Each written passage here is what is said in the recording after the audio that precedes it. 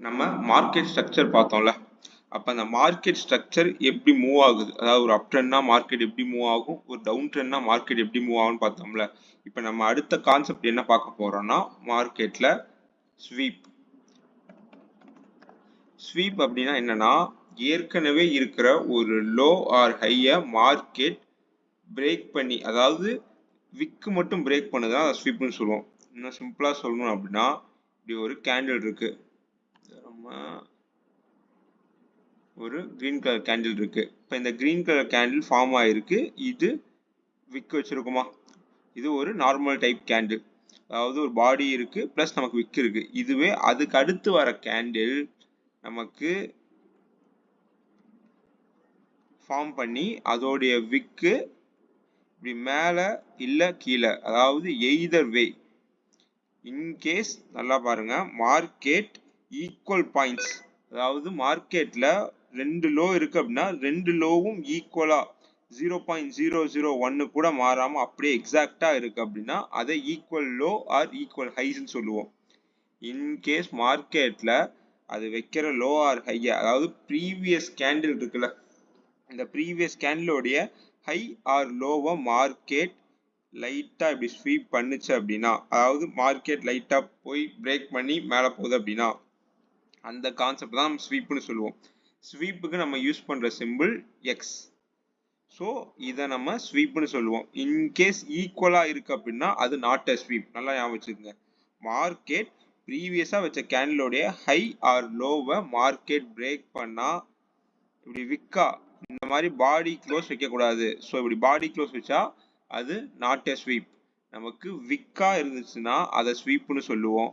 அதே தான் நமக்கு மேலையும் நமக்கு ஃபார்மேட் அந்த ப்ரீவியஸ் கேண்டில் மார்க்கெட் என்ன பண்ணியிருக்கணும், போய் மேலே பிரேக் பண்ணா, மேலே போயிட்டு பிரேக் பாயிண்ட் வந்திருக்கா, ஸ்வீப் பாயிண்ட் வந்திருக்கு. அதாவது ஏற்கனவே வச்ச ஒரு ஹை பாயிண்ட்டை மார்க்கெட் என்ன பண்ணியிருக்கான், போய் பிரேக் பண்ணிட்டு சின்னதா ஒரு விக்கு மட்டும் வச்சு பிரேக் பாயிண்ட் வந்திருக்கான். அதை நம்ம என்னன்னு சொல்லுவோம்னா ஸ்வீப்னு சொல்லுவோம்.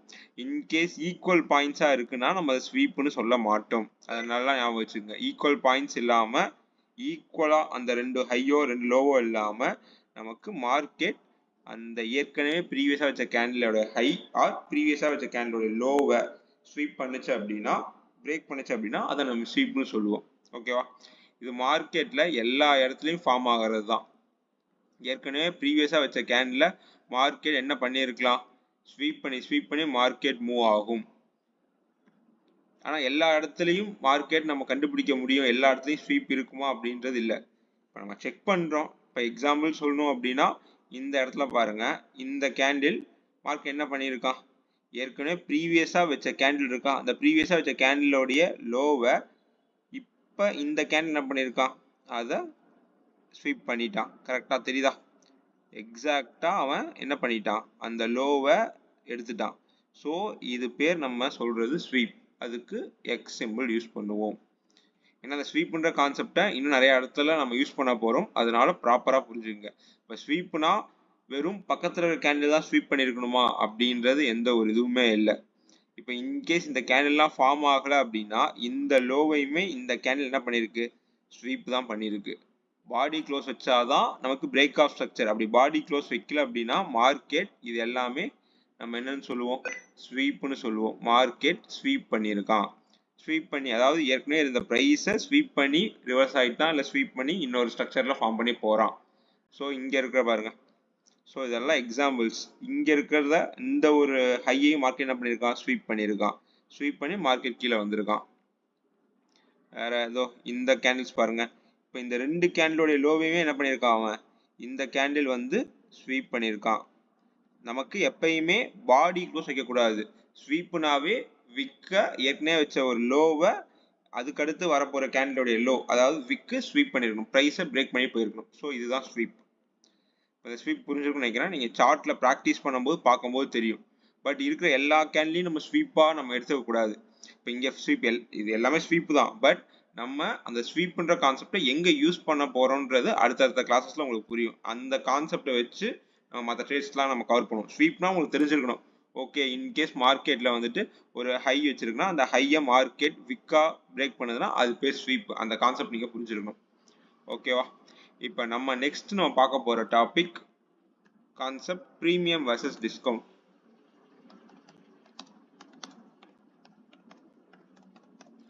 ஸோ ப்ரீமியம் வர்சஸ் டிஸ்கவுண்ட்ன்றது சிம்பிள் கான்செப்ட் தான். அதாவது மார்க்கெட்டில் ஒரு பொருளை சிம்பிள் ஒரு எக்ஸாம்பிள் சொல்கிறேன். இப்போ நம்ம ஒரு பொருள் வாங்கணும்னு நினைக்கிறோம், அதாவது ஒரு ஃபோன் வாங்கணும்னு நினைக்கிறோம். இதே நம்ம கடையில் போய் அந்த ஃபோனை வந்து பர்ச்சேஸ் பண்ணுறோம் அப்படின்னா பக்கத்தில் இருக்க ஸ்டோரில் நியர்லி அது 20,000 வருது. பட் அதுவே நமக்கு அமேசான் ஆர் ஃப்ளிப்கார்ட்டில் நெக்ஸ்ட் ஒரு 1 வீக் வெயிட் பண்ணோம் அப்படின்னா ஒரு 3,000 இல்லை ஒரு 4,000 கம்மியாக 16,000க்கே ஒரு ஆஃபரில் கொடுக்குறோம் அப்படின்னா நம்ம எப்போ வாங்குவோம்? உடனே நாளைக்கே போயிட்டு கடையில் இருக்கிற அந்த ஸ்டோரில் போய் 20,000 கொடுத்து வாங்கிடுவோமா, இல்லை நமக்கு ஒரு 3,000 இல்லை 4,000 ஆஃபரில் கிடைக்குதுன்னு சொல்லிட்டு 1 வீக் வெயிட் பண்ணுவோமா? ஷுவராக எல்லாருமே என்ன பண்ணுவோம்? 1 வீக் வெயிட் பண்ணுவோம்ல. ஸோ மார்க்கெட்டில் ஒரு ப்ரைஸை எங்கே பை பண்ணணும் எங்கே செல் பண்ணணும் நமக்கு தெரியணும். அதாவது மார்க்கெட் ஒரு ட்ரெண்ட் இப்போ அப் ட்ரெண்டில் இருக்குது அப்படின்னா மார்க்கெட் அப் ட்ரெண்ட்னா அப்படியே மேலேயே போய்கிட்டே இருக்குமா? கண்டிப்பாக நம்ம என்ன படிச்சிருக்கோம்? மார்க்கெட் மறுபடியும் ஒரு டவுனுக்கு வருவான், மறுபடியும் ஒரு அப்புக்கு போவான், மறுபடியும் ஒரு டவுனுக்கு வருவான், மறுபடியும் ஒரு அப்புக்கு போவான். ஸோ இந்த கான்செப்ட் தான். இப்போ மார்க்கெட்டில் நம்ம இந்த இடத்துல போயிட்டு பை பண்ணக்கூடாது. எங்கே பை பண்ணணும்னா இங்கே பை பண்ணணும், அதாவது டிஸ்கவுண்ட் ப்ரைஸில். அதாவது நம்ம டைரெக்டாக போயிட்டு ஒரு ஸ்டோரில் போய் நம்ம வாங்கலை, ஒரு 1 வீக் வெயிட் பண்ணுறோம்ல, ஓகே நமக்கு கம்மியான ப்ரைஸு கிடைக்கும்னு சொல்லிட்டு அதே தான் மார்க்கெட்டில் நம்ம இந்த ப்ரைஸில் வாங்காமல் கம்மியான ப்ரைஸ் வர வரைக்கும் நம்ம வெயிட் பண்ணுறோம். So by at discount. எப்பயுமே ஒரு பொருளை நம்ம எதில் வாங்கணும்னு நினைப்போம்? எல்லாருமே ஒரு டிஸ்கவுண்ட் ப்ரைஸில் ஒரு ஆஃபர் ப்ரைஸில் தான் வாங்கணும்னு நினைப்போம். அதே தான் இப்போ ஒரு பொருள் நம்ம வாங்குறோம் அப்படின்னா டிஸ்கவுண்ட் ப்ரைஸில் தான் வாங்கணும். அடுத்து நம்ம ப்ரீமியம், அதாவது இப்போ ஒன்றும் இல்லை, அந்த ஃபோன் நம்ம வாங்கிட்டோம், யூஸ் பண்ணுறோம், நல்லா இருக்கு, பட் வேற ஒரு ஃபோன் வாங்கணும்னு நினைக்கிறோம். இந்த ஃபோனை வந்துட்டு ரீசேல் பண்ணணும்னு நினைப்போமா? ஒரு OLXல போயிட்டு ஆடு போடுவோம்ல, நம்ம என்ன ஆடு போடுவோம்? இந்த மாதிரி ஒரு 2 months இந்த ஃபோனை யூஸ் பண்ணிட்டு இருக்கேன், இந்த ஃபோனுக்கு வந்துட்டு நான் 60,000 பே பண்ணி வாங்கினா நான் 10,000க்கு இந்த ஃபோனை கொடுக்குறேன் அப்படின்னு சொல்லிட்டு போவோம். அதில் நிறைய பேர் என்ன பண்ணுவான்? ஒருத்தன் 6,000 கொடுங்க, இல்லை ஒருத்தன் 8,000 கொடுங்கன்னு கேட்பான்.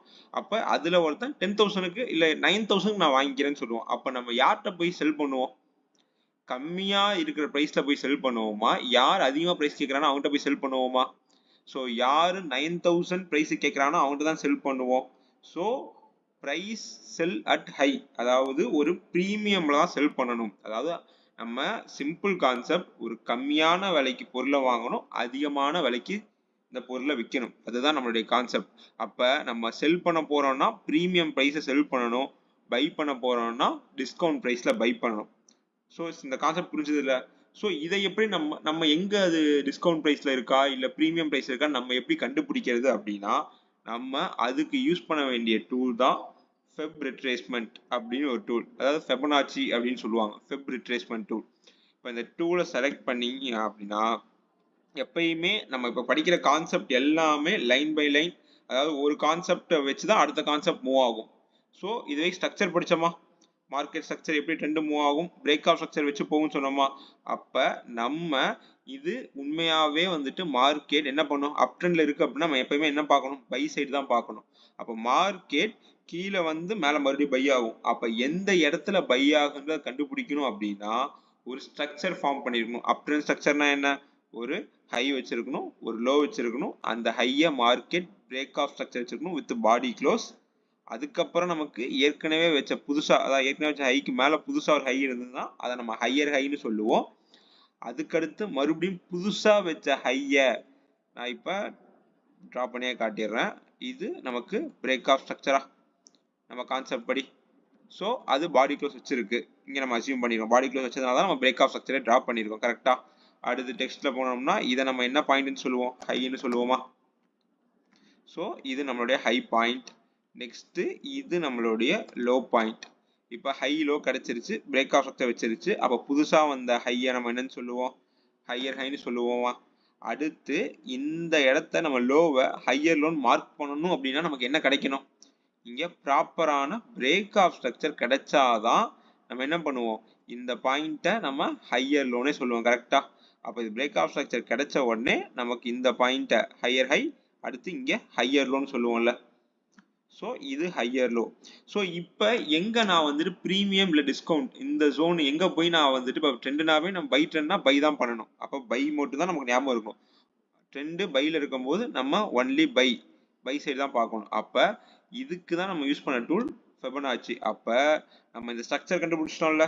இப்ப மார்க்கெட் இங்க பிரேக் ஆஃப் ஸ்ட்ரக்சர் வைக்கல, அப்ப இங்க வந்து பை ஆயிருக்கு. அப்ப இதை எப்படி நம்ம கண்டுபிடிக்கிறது அப்படின்னா அந்த டூலை யூஸ் பண்ணி அப் ட்ரெண்ட் அப்படின்னா கீழே இருந்து ஒரு லோ பாயிண்ட்ல இருந்து ஒரு ஹை பாயிண்ட் போடணும். அதாவது ஃபர்ஸ்ட் டைம் நீங்க Fibonacci யூஸ் பண்றீங்க அப்படின்னா மோர் கலரா நிறைய ஃபார்மேஷன் இருக்கும். ஸோ எக்ஸாம்பிள் சொல்லணும்னா இந்த மாதிரி இருக்கும் ஃபார்மேஷன். இதை விட நிறைய கலர் கன்ஜெக்ஷன்லாம் இருக்கும். ஸோ நம்ம யூஸ் பண்ண வேண்டியது 0, 0.5, 1 இந்த 3 டூல் தான் யூஸ் பண்ணுவோம். இந்த 3 பாயிண்ட்ஸ் மட்டும் தான் யூஸ் பண்ணுவோம். அதாவது 0.5 ஜோனுக்கு கீழே மார்க்கெட் இருக்கு அப்படின்னா அது டிஸ்கவுண்ட் ஜோன். அதுவே 0.5 ஜோனுக்கு மேல மார்க்கெட் இருக்கு அப்படின்னா அது பிரீமியம் ஜோன்.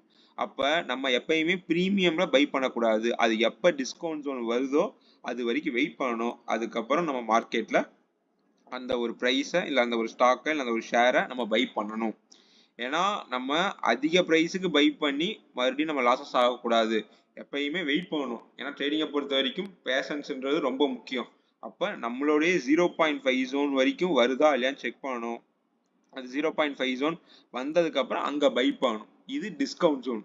இதே தான் எக்ஸாக்ட் சினாரியோ மார்க்கெட் செல்லிங்கில் இருக்கும்போது நம்ம வெயிட் பண்ணணும். ஓகே, ட்ரெண்ட் கரெக்டாக இருக்கா? எஸ், கரெக்டாக இருக்கு. அப்போ ட்ரெண்டிங் செல்லிங்கில் இருக்கு அப்படின்னா அங்கேயும் நம்ம என்ன கண்டுபிடிச்சிருப்போம்? ஒரு லோ கண்டுபிடிச்சிருப்போம், ஒரு ஹை கண்டுபிடிச்சிருப்போம்.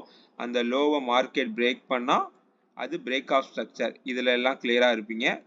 ஸோ இது பிரேக் ஆஃப் ஸ்ட்ரக்சர்.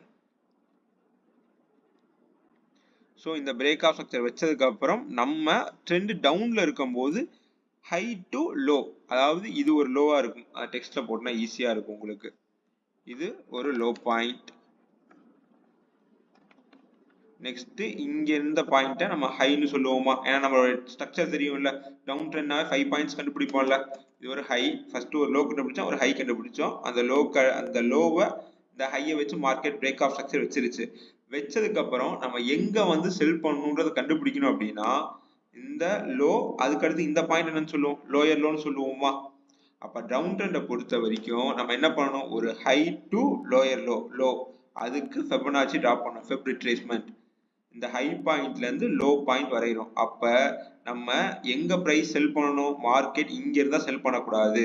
எப்பயுமே 0.5 ஜோன்ல எப்ப மார்க்கெட் வருதோ அப்பதான் நம்ம மார்க்கெட்ல செல் பண்ணணும். ஒரு பிரைஸை பை பண்ணணும் அப்படின்னா 0.5 ஜோனுக்கு கீழே வரணும். ஒரு பிரைஸை செல் பண்ணணும் அப்படின்னா 0.5 ஜோனுக்கு மேலே வரணும். ஸோ இப்படி இருந்தாதான் நம்ம மார்க்கெட்ல பை பண்ணணும், செல் பண்ணணும். இது உங்களுக்கு ஸ்ட்ரக்சர், அதாவது மார்க்கெட் ஸ்ட்ரக்சர்ல இப்போ நான் சார்ட்ல காட்டணும்னா உங்களுக்கு ஈஸியா புரியும். ஏன்னா எப்பயுமே மார்க்கெட் அவன் ஒரு ஸ்ட்ரக்சர் ஃபார்ம் பண்றான், ஒரு பிரேக் ஆஃப் ஸ்ட்ரக்சர் வைக்கிறான்னா ஷியோர் ஷார்ட்டா 0.5 ஜோனுக்கு வந்துட்டு தான் பை ஆவான். அதே மாதிரி ஷியோர் ஷார்ட்டா 0.5 ஜோனுக்கு வந்துட்டு தான் அவன் செல் ஆவான் மார்க்கெட். ஸோ அதை இப்போ சார்ட்ல பார்த்துருவோம். இது ப்ரீமியம் வெர்சஸ் டிஸ்கவுண்ட். இது ரொம்ப முக்கியம். ஏன்னா மார்க்கெட்ல ஒரு பொருளை இல்லை ஒரு ப்ரைஸை எங்க பை பண்றோன்றது இல்லை எங்க செல் பண்றோன்றது ரொம்ப முக்கியம். அப்பதான் நம்ம லாஸஸ் ஆகாம இருக்கிறத தவிர்க்க முடியும். இப்போ எக்ஸாக்டா சொல்லணும்னா மார்க்கெட் என்ன பண்ணிட்டு இருக்கான்? டவுன் ட்ரெண்ட்ல இருக்கானா? அப்ப டவுன் ட்ரெண்ட்ல இருக்கிற மார்க்கெட்டுக்கு நம்ம என்ன பண்ணணும்? மார்க்கெட் டவுன் ட்ரெண்ட்ல இருக்கு அப்படின்னா நம்ம இது ஒரு ஹை, இது ஒரு லோ, இது மார்க்கெட் பிரேக் ஆஃப் ஸ்ட்ரக்சர் வச்சிருக்கு. இந்த சின்ன புல் பேக் நான் கன்சிடர் பண்ணலாமா சொல்லியிருக்கலாம். கண்டிப்பா இந்த சின்ன புல் பேக் நம்ம என்ன பண்ணக்கூடாது? கன்சிடர் பண்ணக்கூடாது. எக்ஸாம்பிள் சொல்றோம் அப்படின்னா இந்த Fib retracement நீங்க யூஸ் பண்ணி தெரிஞ்சுக்கலாம் இது கரெக்டான புல் பேக்கா இல்ல சின்ன புல் பேக்கா. பிகாஸ் ஒரு ஹை டு ஒரு லோ மார்க்கெட்ல நம்ம டிராப் பண்றோம் அப்படின்னா, அதாவது ஒரு ஹை டு ஒரு லோ, ட்ரெண்ட் டவுன்ல இருக்கு நம்ம, ஏன்னா அவன் எப்பயுமே ஒரு பிரைஸ் என்ன பண்ணும்? 0.5 ஜோனுக்கு வந்துட்டு தான் செல் ஆகும். இது 0.5 ஜோனுக்கு வரவே இல்லை. அப்ப நம்ம இது ஒரு சின்ன புல் பேக், இதை கன்சிடர் பண்ணக்கூடாது. அப்ப மறுபடியும் அடுத்த லோன்னு பார்த்தா எங்க இருக்கான்? இங்க இருக்கான் இந்த பிரைஸ். அப்புறம் ஒரு ஹை டு நம்ம லோ டிராப் பண்றோம், மார்க்கெட் அங்க இருந்து ரிவர்ஸ் ஆகி அவனுடைய பிரீமியம் ஜோன்ல தான் மார்க்கெட் செல் ஆயிருக்கான். தெரியுதா உங்களுக்கு? ஸோ பிரீமியம் ஜோன்ல மார்க்கெட் செல் ஆயிருக்கு. அதே கண்டினியூஷனா பண்ணி போனோம்னா மார்க்கெட் நமக்கு தெரியும். அடுத்த பாயிண்ட் இந்த ஹை. அப்ப மார்க்கெட் நம்ம என்ன பண்ணணும்? அடுத்து இந்த ஹை டு லோ டிராப் பண்ணணும். ஸோ இது ஒரு ஹை, அடுத்து இது ஒரு லோவா நம்ம இன்கேஸ் கன்சிடர் பண்ணோம் அப்படின்னா இங்க ரிவர்ஸ் ஆயிருக்கான். பட் நமக்கு என்ன பண்ணிருக்கோம்? மார்க்கெட் இந்த இடத்துல பிரேக் ஆஃப் ஸ்ட்ரக்சர் வச்சிருப்பானா? ஸோ நம்மளுடைய ஹை பாயிண்ட், இந்த பாயிண்ட் ஹை, லோன்றது எங்க இருக்கு அப்படின்னா இங்க இருக்கான். பிகாஸ் இங்க மார்க்கெட் நம்ம லோவா கன்சிடர் பண்ணோம்னா 0.5 ஜோனுக்கு வரவே இல்லை. இது ப்ராப்பரான புல் பேக் இல்லை. அடுத்த லோவை இங்க கன்சிடர் பண்றோம் அப்படின்னா இதுவும் 0.5 ஜோனுக்கு வரல. அடுத்த லோ இங்க கன்சிடர் பண்றோம் அப்படின்னா இங்க இருந்து 0.5 ஜோனுக்கு வந்துட்டு மார்க்கெட் செல் ஆயிருக்கான். ஏன்னா மேக்ஸிமம் ஆஃப் த டைம் கிட்டத்தட்ட ஒரு 90% 95% ப்ராபபிலிட்டி என்ன அப்படின்னா மார்க்கெட் 0.5 ஜோனுக்கு வந்துட்டு செல் ஆகும், 0.5 ஜோனுக்கு வந்துட்டு பை ஆகும். அதுதான் கான்செப்ட். ஓகேவா? இப்போ நம்ம ஒரு அப் ட்ரெண்ட் மார்க்கெட்ல பாக்குறோம் அப்படின்னா எக்ஸாம்பிள் ஃபுல்லா டவுன் ட்ரெண்ட் மார்க்கெட்டா இருக்கு. இப்போ நீங்க என்ன டைம் ஃப்ரேம்ல வேணா பார்க்கலாம். எதுவும் சொல்லியிருக்கேன்ல டைம் ஃப்ரேம்ஸ். இது ஒரு 1 hour டைம் ஃப்ரேம்ல நம்ம மார்க்கெட்டை செக் பண்ணிட்டு இருக்கோம். எல்லா டைம் ஃப்ரேம்லயும் மார்க்கெட் நம்ம சொல்லி கொடுத்த கான்செப்ட் ஒர்க் ஆகும். இப்போ இன்கேஸ் இப்போ ஒரு நல்ல ஒரு அப் ட்ரெண்ட்ல போயிட்டு இருக்கானா, இப்போ மார்க்கெட் இது ஒரு ப்ராப்பர் ஸ்ட்ரக்சர். ஏன்னா அப் ட்ரெண்ட் மார்க்கெட்ல இது இப்போ நான் பார்க்குற ஸ்ட்ரக்சர், நம்ம பார்க்கறது ஒரு நடுவில் இருக்கிற ஸ்ட்ரக்சர். இதை கரெக்டாக எக்ஸாக்டாக நம்ம ட்ரா பண்ணுவோமா? இது ஒரு ஹை. இந்த ஹையை மார்க்கெட் என்ன பண்ணியிருக்கான்? மார்க்கெட் பிரேக் ஆஃப் ஸ்ட்ரக்சர் வச்சிருக்கான். தெரியுதா? இந்த இடத்துல வச்சிருக்கான். ஏன்னா இது ஸ்வீப் பண்ணியிருக்கான். ஸ்வீப் பண்ணி நம்ம ஸ்வீப் பண்ணணுமா பிரேக் ஆஃப் ஸ்ட்ரக்சர் வைக்கணுமா? நமக்கு எப்பயுமே மார்க்கெட் பிரேக் ஆஃப் ஸ்ட்ரக்சர் வைக்கணும். ஒரு பாடி க்ளோஸ் பண்ணணும், சரி ஒரு பிரேக் ஆஃப் ஸ்ட்ரக்சர் வைக்கணும்னா பாடி க்ளோஸ் பண்ணியிருக்கணும். ஸோ இங்கே பிரேக் ஆஃப் ஸ்ட்ரக்சர் வச்சிருக்கான். அப்போ நம்ம என்ன பண்ணணும்? அப் ட்ரெண்ட்னா கீழே கண்டுபிடிச்ச லோ டு ஹை. இப்போ இதுதான் ஹை. அப்போ இந்த ஹை எங்க 0.5 வரவே இல்லை. அடுத்த ஹைன்னு பார்த்தா இங்க இருக்கான். மார்க்கெட் என்ன பண்ணியிருக்கான்? கீழே வர மேல இருக்கான். கீழே வந்து 0.5 ஜோன், இந்த ஜோன்ல இருந்து மார்க்கெட் பை ஆயிட்டான். ஸோ அப்போ நம்மளுடைய பை பொசிஷன் 0.5 ஜோனுக்கு கீழே இருக்கும். இதுல நம்ம இது ஃபுல்லா இருக்கிற எல்லா இடத்துலையும் பை பண்ணுவோமா? கண்டிப்பா இல்லை. அடுத்த கான்செப்ட்ல நமக்கு தெரியும். இதில் நம்ம கரெக்டா ப்ராப்பரா எந்த இடத்துல பை பண்ணணும், எந்த இடத்துல செல் பண்ணணும்னு சொல்லிட்டு. சரிங்களா? ஓகே, ஃபர்ஸ்ட் ஆஃப் ஆல் இப்போ நம்ம பைன்றது 0.5 ஜோனுக்கு கீழே பை பண்ணணும், செல்லுன்றது 0.5 ஜோனுக்கு மேலே செல் பண்ணணும். ஏன்னா நிறைய பேர் பண்ற மிஸ்டேக் என்ன அப்படின்னா ஸ்ட்ரக்சர் கண்டுபிடிச்சிடுறாங்க, பட் இந்த ஃபெப் ரிட்ரேஸ்மெண்ட் ப்ரீமியம் டிஸ்கவுண்ட் தப்பா போடுறாங்க. ஏன்னா பிரேக் ஆஃப் ஸ்ட்ரக்சர் கண்டுபிடிச்சதுக்கு அப்புறம் நம்ம ஒரு லோ டு ஒரு ஹை டிராப் பண்ணணும். அப்ப அந்த ஹை டிராப் பண்ணும்போது அந்த ஹைல இருந்து மார்க்கெட் ரிவர்ஸ் ஆகும். நம்ம இங்க டிராப் பண்ணிட்டு இங்க ரிவர்ஸ் ஆயிரும் யோசிக்க கூடாது. எங்க எந்த ஹையை நம்ம மார்க் பண்ணோமோ அந்த ஹைல இருந்து மார்க்கெட் ரிவர்ஸ் ஆயிருக்கணும். அப்படி ரிவர்ஸ் ஆனாதான் அது நமக்கு ப்ராப்பரான டிஸ்கவுண்ட் ஜோன்ல மார்க்கெட் பை ஆகுதுன்னு அர்த்தம். ஓகேவா? இது பிரீமியம் டிஸ்கவுண்ட். இந்த கான்செப்ட் உங்களுக்கு புரிஞ்சிருக்கும். அடுத்து நம்ம பார்க்க போற கான்செப்ட் என்ன அப்படின்னா ஐஎஃப்சி கேண்டில். நோட் பண்ணிக்கங்க, ஐஎஃப்சி கேண்டில் அதாவது institutional funded candle.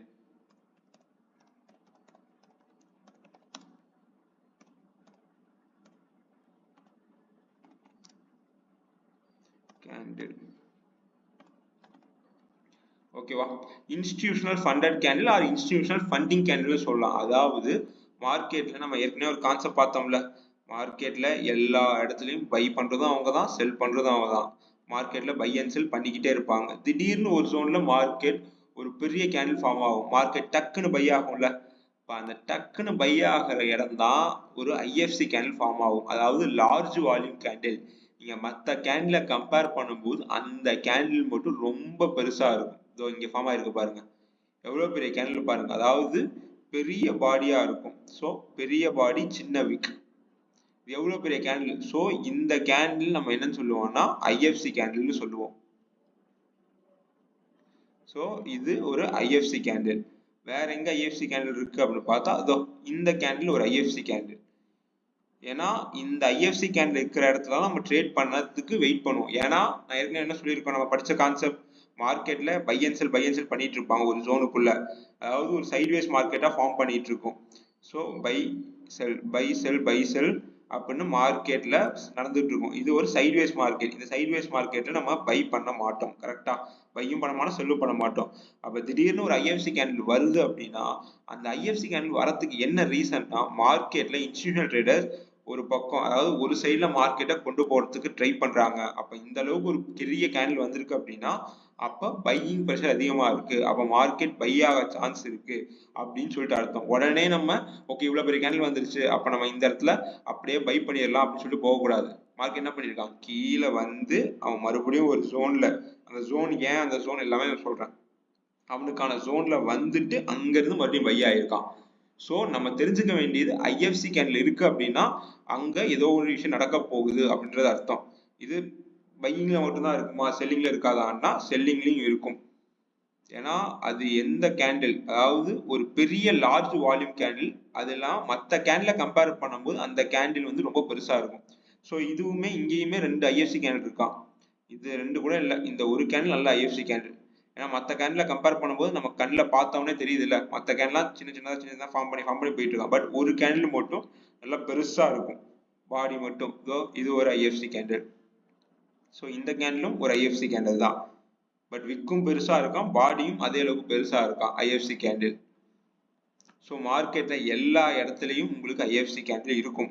IFC candle இருக்கு அப்படின்னா இன்ஸ்டிடியூஷனல் ட்ரேடர்ஸ் அந்த இடத்துல இருக்காங்க. அப்ப நம்ம அதை வெயிட் பண்ணி அவங்க கொடுக்கக்கூடிய ஜோன்ல நம்ம வெயிட் பண்ணி அவன் எங்க பை பண்ண போறான்னு தெரிஞ்சு அங்க சேர்ந்து நம்மளும் பை பண்ண போறோம். ஸோ மார்க்கெட்ல இந்த கேண்டில் 2 கேண்டிலுமே ஐஎஃப்சி கேண்டில் தான். ஒரு selling side black colour candle இருக்கா, அடுத்து ஒரு எல்லோ கலர் கேண்டில் இருக்கு, அதுவும் ஐஎஃப்சி தான். இங்க இருக்கிற இந்த கேண்டிலும் ஐஎஃப்சி தான். ஸோ மார்க்கெட்ல ஐஎஃப்சி கேண்டில் கண்டிப்பா எல்லா இடத்துலையும் ஃபார்ம் பண்ணியிருப்பான். So IFC candle large volume candles, அதுதான் ஏன் நோட் பண்ணிக்கங்க. IFC candle equals to large volume candles.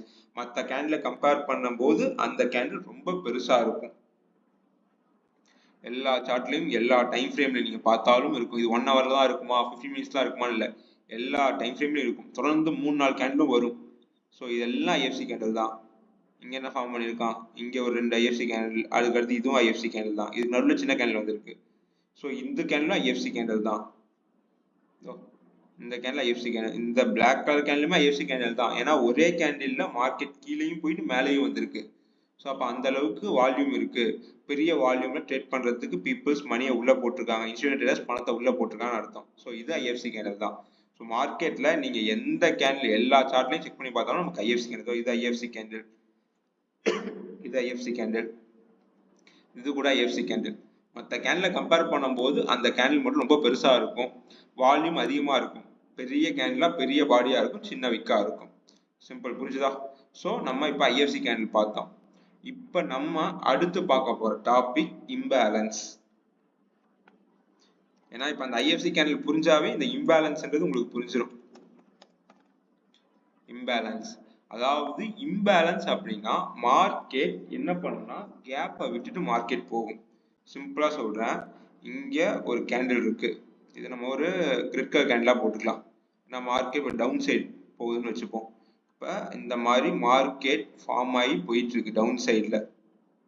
இப்படி டவுன் சைட்ல போயிட்டு இருக்கும் போது மார்க்கெட் நமக்கு எப்படி இருக்கும்னா இந்த மாதிரி பிளஸ் இந்த வெறும் பாடி மட்டுமா இருக்கும். மார்க்கெட் விக்கா வச்சுதானே ஃபார்ம் ஆகி போயிட்டு இருக்கும். பாடியும் இருக்கும், விக்கும் இருக்கும், கரெக்டா? ஸோ இப்படி மார்க்கெட் இருக்கு அப்படின்னா எக்ஸாக்டா சொல்லணும்னா இப்படி இருக்கும். ஏன்னா அந்த விக்குன்றது நமக்கு தெரியாது, அந்த பாடி மட்டும் தான் நமக்கு ஃபுல் பாடில தெரியும். ஸோ இப்படி இருக்கு.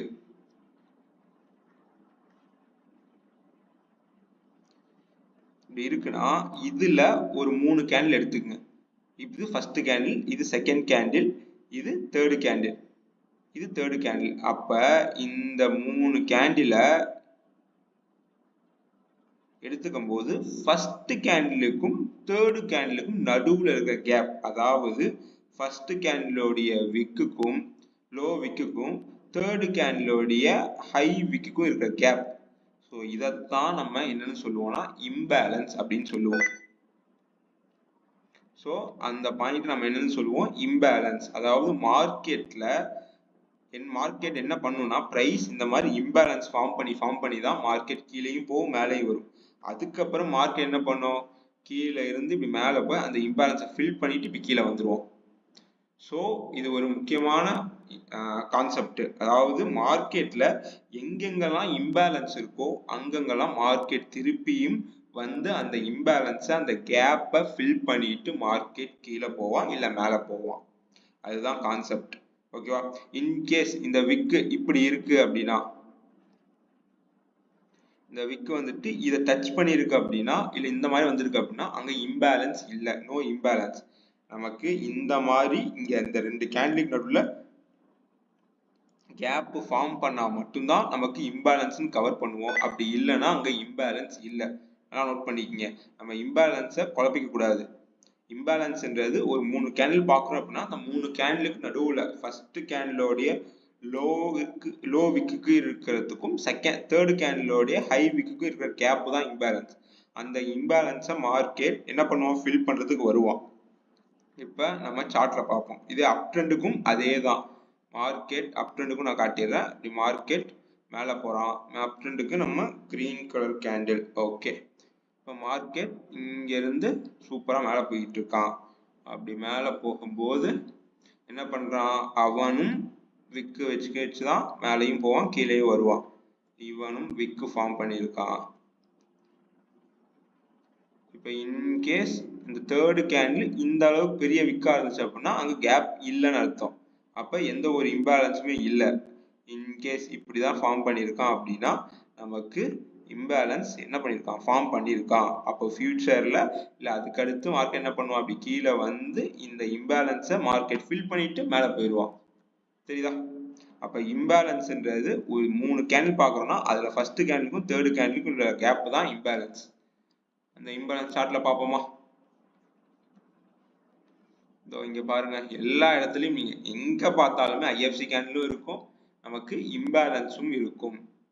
ஸோ இங்க பாருங்க, இப்போ நம்ம ஒரு 3 கேண்டில் எடுத்துக்கலாம். நான் இந்த கேண்டில் எடுத்துக்கிறேன். First candle, second candle, third candle. தெரியுதா? நல்லா ஜூம் பண்ணி காட்டுறேன். ஸோ இந்த பிளாக் கலர் கேண்டில் நான் ஃபர்ஸ்ட் கேண்டில் எடுத்துக்கிறேன். இது ஃபர்ஸ்ட் கேண்டில். இந்த ஃபர்ஸ்ட் கேண்டிலோடைய ஹை எது, இந்த பாயிண்டா? எக்ஸாக்டா பாடி மட்டும் தான் இருக்கு, அதுவுமே ஹை தான். அந்த பாயிண்டா? இப்போ இது தேர்டு கேண்டில். நல்லா தெரியுதா? இது தேர்டு கேண்டில். இந்த தேர்டு கேண்டில் இது. அப்ப இதுக்கு நடுவில் இருக்க கேப் இம்பேலன்ஸ். அந்த இம்பேலன்ஸை மார்க்கெட் என்ன பண்ணா, மேலே போயிட்டு கீழே வந்து அந்த இம்பேலன்ஸை ஃபில் பண்ணிட்டு மேலே போயிட்டானா. ஸோ நமக்கு மார்க்கெட்ல 3 கேண்டில் இருக்கு அப்படின்னா அந்த கேண்டிலுக்கு நடுவில் இருக்க கேப்பை பார்க்க தெரியணும். ஐஎஃப்சி கேண்டில் வேற, இம்பேலன்ஸ் வேற. ஆனா நல்லா ஞாபகம் வச்சுக்கோங்க, ஐஎஃப்சி கேண்டில் வேற, இம்பேலன்ஸ் வேற.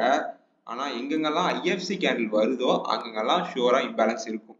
ஏன் அப்படி சொல்றேன், ஏன்னா ஐஎஃப்சி கேண்டில் எல்லாமே என்ன பண்ணும், லார்ஜ் வால்யூம் கேண்டில்ஸ்ல டக்குன்னு ஒரு பெரிய கேண்டிலா வச்சிருக்கும்ல, ஏன்னா அதுக்கு அடுத்து நடுவில் இருக்க கேப்பை மார்க்கெட் ஃபில் பண்ணணும்ல. ஸோ ஐஎஃப்சி கேண்டில்ன்றது லார்ஜ் வால்யூம் கேண்டில், இம்பேலன்ஸ்ன்றது 3 கேண்டிலுக்கு நடுவில் இருக்க கேப். ஆனா எங்கெங்கெல்லாம் ஐஎஃப்சி கேண்டில் ஃபார்ம் ஆயிருக்கோ அங்கெங்கெல்லாம் நமக்கு இம்பேலன்ஸ் இருக்கும். நீங்க எல்லா இடத்துலையும் பார்த்தீங்கன்னா தெரியும். இதோ இங்கேயும் பாருங்க. ஸோ இந்த 3 கேண்டில் ஃபார்ம் பண்ணா இங்கேயும் என்ன பண்ணிருக்கு, இம்பேலன்ஸ் இருக்கா? ஸோ இது ஒரு கேண்டிலோடைய ஹை பாயிண்ட், இது கேண்டிலோடைய லோ பாயிண்ட், தேர்டு கேண்டில். அப்போ இவ்வளோ பெரிய கேப் இருக்கு, அந்த கேப்பை கண்டிப்பாக ஃபில் பண்ணுவான். எய்தர் அவன் ஃபில் பண்ணிட்டு மேலேயும் போகலாம், இல்லை அதை ஃபில் பண்ணுறதுக்கு மார்க்கெட் கீழே வரலாம். நம்மளுடைய கான்செப்ட் படி அந்த கேப்பை ஃபில் பண்ணுறதுக்கு மார்க்கெட் ஷுவராக வருவான். அது எங்கே இருந்தாலும், இன்கேஸ் இப்போ வரலைனாலும் ஃபியூச்சரில் அதை ஃபில் பண்ணுறதுக்கு வருவான். இப்போ ஒன்றும் இல்லை, இங்கே பாருங்க 3 கேண்டில் இருக்கா? இது ஃபர்ஸ்ட் கேண்டில், ஃபர்ஸ்ட் கேண்டிலோடைய ஹை, தேர்டு கேண்டிலோடைய ஃபர்ஸ்ட் கேண்டிலோடைய இது லோ, தேர்டு கேண்டிலோட ஹை. இங்கே மறுபடியும் இதை லைட்டாக ஃபில் பண்ணியிருக்கான். இது எக்ஸ்ட்ரா இன்னொரு கான்செப்ட், இன்னொரு பாயிண்ட், இம்பார்ட்டன்ட் பாயிண்ட் நோட் பண்ணிக்கங்க. இப்போ இன்கேஸ் மார்க்கெட் தேர்டு கேண்டிலுக்கு அடுத்து ஃபோர்த்து கேண்டில் மார்க்கெட் ஃபில் பண்ண வரான், பட் ஃபில் பண்ண வந்து மறுபடியும் அவனும் ஃபெயில் பண்ணிட்டான் அப்படின்னா அந்த மாதிரி ஒரு சினாரியோவுக்கு பவர் அதிகம். நல்லா புரிஞ்சுக்கங்க, ஒரு மார்க்கெட்ல கேப் இருக்கு, அந்த கேப்பை மார்க்கெட் ஃபில் பண்ண பக்கத்தால வரைக்கும் வந்து ஃபில் பண்ண முடியாம போகுது அப்படின்னா ஷோர் ஷார்ட்டா மறுபடியும் திருப்பி அந்த கேப்பை மார்க்கெட் என்ன பண்ணுவான், ஃபில் பண்றதுக்கு வருவான். இப்ப இங்கேயுமே பாருங்க, எக்ஸாக்ட் சினாரியோ. மார்க்கெட் இங்கிருந்து கீழே வந்திருக்கான், இங்க மேல போய் இந்த கேப்பை ஃபில் பண்ணணும், ஃபில் பண்ண ட்ரை பண்ணியிருக்கான், பட் ட்ரை பண்ணா மறுபடியும் ஃபாலோ ஆயிட்டான். அதுக்கடுத்து மறுபடியும் வந்து இந்த கேப்பை ஃபில் பண்ணிட்டானா. ஒரு கேப், ஒரு இம்பேலன்ஸ் மார்க்கெட்ல ஃபார்ம் ஆகுது அப்படின்னா அதை எப்ப வேணா மார்க்கெட் வந்துட்டு ஃபில் பண்ணும், அது ஷோர் ஷார்ட்டா. ஓகேவா? அதை மெயினா ஞாபகம் வச்சுக்கோங்க. மார்க்கெட் இந்த இம்பேலன்ஸை எப்ப வேணாலும் வந்து ஃபில் பண்ணலாம். ஸோ இம்பேலன்ஸ்ன்றது ஒரு முக்கியமான கான்செப்ட். இம்பேலன்ஸ் கான்செப்ட் வச்சுதான் இப்ப நம்ம அடுத்து பார்க்க போற கான்செப்டும் நம்ம பார்க்க போறோம். ஸோ நம்ம 3 கான்செப்ட் பார்த்துருக்கோம். ஃபர்ஸ்ட் கான்செப்ட் ஒரு ப்ரீமியம் டிஸ்கவுண்ட். ஒரு மார்க்கெட்ல ப்ரீமியம்ல செல் பண்ணணும், டிஸ்கவுண்ட்ல பை பண்ணணும். ஃபர்ஸ்ட். Second IFC candle. ஒரு பெரிய லார்ஜ் வால்யூம் கேண்டில்லாம் ஃபார்ம் ஆயிருக்குன்னா அதை நம்ம என்னன்னு சொல்லுவோம்னா ஐஎஃப்சி கேண்டில். ஏன்னா அந்த கேண்டில்ல இன்ஸ்டிடியூஷனல் ட்ரேடர்ஸ் பணத்தை அதிகமாக போட்டு மேலே கொண்டு போறாங்க, பணத்தை அதிகமாக போட்டு கீழே கொண்டு வராங்க, இன்ஸ்டிடியூஷனல் ட்ரேடர்ஸ். அடுத்து மூணாவது இம்பேலன்ஸ். 3 கேண்டில் ஃபார்ம் ஆயிருக்குன்னா அந்த 3 கேண்டிலுக்கு நடுவுல இருக்க 2 கேண்டிலுக்கு நடுவுல இருக்க கேப் தான் இம்பேலன்ஸ். அந்த இம்பேலன்ஸை மார்க்கெட் ஷியோரா ஃபில் பண்ண வருவா, அது தெரியும்.